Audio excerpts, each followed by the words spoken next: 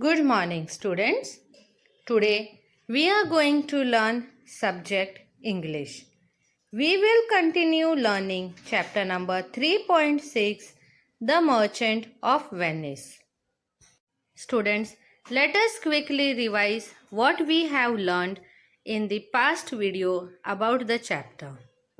This story is about Antonio, who has invested all his money in ship.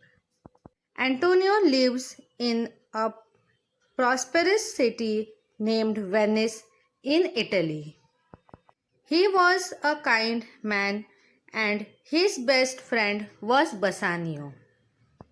Bassanio was a young and handsome nobleman, but he had no money. Bassanio wanted to marry Portia, who was the only daughter of a very wealthy man. Portia lived in the city of Belmont in her large estate. In order to go to Belmont to marry Portia, Bassanio needed money. When Antonio knew about it, he decided to help Bassanio. Antonio told Bassanio to borrow money from Shylock, who is a moneylender, under Antonio's name. Shylock was a Jewish moneylender who was not generous. He cared only for money and did not like Antonio. Before giving money to Antonio, he kept a strange condition. The condition was that if Antonio failed to return the money within a time period of 3 months, then Shylock would cut off 1 pound of Antonio's flesh.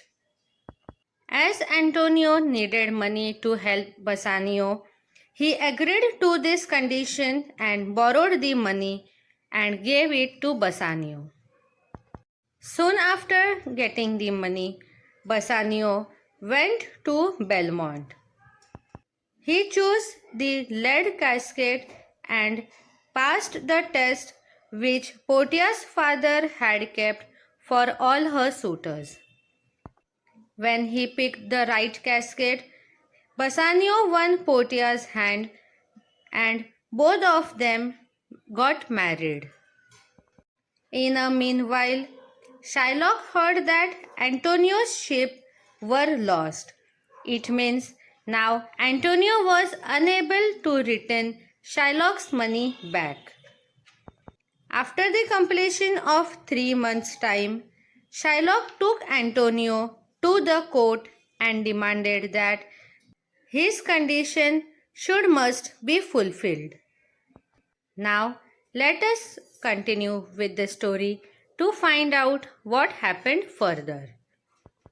Everyone in the court, including the Duke, felt that Shylock's demand was inhuman. The Duke asked Shylock to show some mercy towards Antonio and not insist towards the fulfillment of such cruel condition. But Shylock was amended. He only demanded 1 pound of Antonio's flesh and nothing more or less than that. When Portia and Bassanio heard about this, they rushed back to Venice to help his friend Antonio. Bassanio and Portia decided to pay back Shylock twice or double the amount that they had borrowed. Even after listening to this offer, Shylock did not change his mind and he was firm and amended on his demand to ask for 1 pound of Antonio's flesh.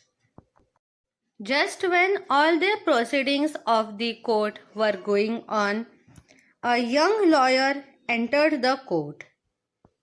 No one knew who this lawyer was. The lawyer said that he would fight Antonio's case. The lawyer turned towards Antonio and asked him whether Had he agreed or signed the agreement with Shylock over this condition? As the agreement was being signed by Antonio, he said in the court that he had already agreed for this strange condition of Shylock. As soon as the lawyer heard Antonio's words, where he stated that he had agreed to Shylock for this strange condition, the young lawyer turned towards Shylock and requested him to show some mercy towards Antonio. The lawyer also stated to Shylock that even though the law was on Shylock's side, he should show mercy and forgive Antonio and take back his money with interest. The lawyer also pleaded, saying that mercy is a quality of God Himself. Further, the lawyer said, when a person shows mercy to someone else, then God bless both the person who is showing mercy and the other person who is receiving mercy. Students, showing mercy is a quality to forgive. Mercy is more valuable than a king's crown. But all these sayings of the lawyer had no effect on Shylock. Shylock was not in the mood to forgive or show mercy towards Antonio. Shylock wanted revenge from Antonio. So he again demanded that he want 1 pound of Antonio's flesh as it was agreed in the agreement. After listening to Shylock's words, the young lawyer then said that the law allowed Shylock to take only 1 pound of flesh as per stated in the agreement. Thus, Shylock would take only 1 pound of flesh. But at the same time, while taking 1 pound of flesh, the lawyer gave warning to Shylock that while cutting off Antonio's flesh, Shylock should not shed or drop even 1 drop of Antonio's blood.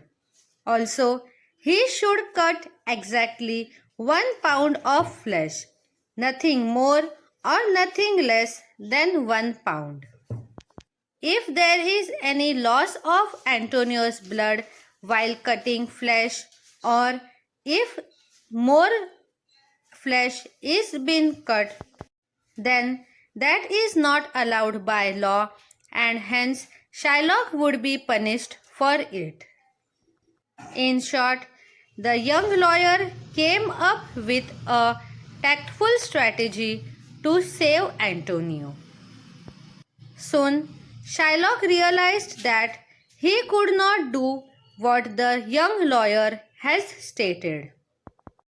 It was just impossible to cut someone's flesh without shedding or dropping even a single drop of blood. Students, you all know that even if there is a slight or little cut in our body, the blood comes out quickly. And here Shylock wanted 1 pound of Antonio's flesh. For removing 1 pound, a large cut was made, and it was absolutely sure that there will be huge blood loss from Antonio's body. Thus, Shylock realized that it was impossible to fulfill this condition. Thus, Shylock accepted his defeat and Antonio's life was saved. Everyone in the court were confused about who was the young lawyer. The lawyer did not reveal its identity and soon vanished away. Later on, Bassanio and Antonio found out that the young lawyer was none other than Portia herself. In order to save Antonio's life, Portia got herself dressed as a young man and appeared in the court as Antonio's lawyer. In this way, she thanked Antonio for his help to send Bassanio to Belmont and also saved Antonio's life from Shylock. Later on, it was learned that all the ships of Antonio which were lost are now found and they all are safe. Antonio soon got all his ships back, and so he had not lost his money which he had invested in his ships. Along with all his ships, the money which he had invested in the ships had also returned back to him. Thus, the story, which would have ended in a tragic manner, ended happily as Bassanio and Portia lived a happy married life and Antonio's problem or worries regarding his ships were also solved. So students, here we come to the end of the chapter. Thank you.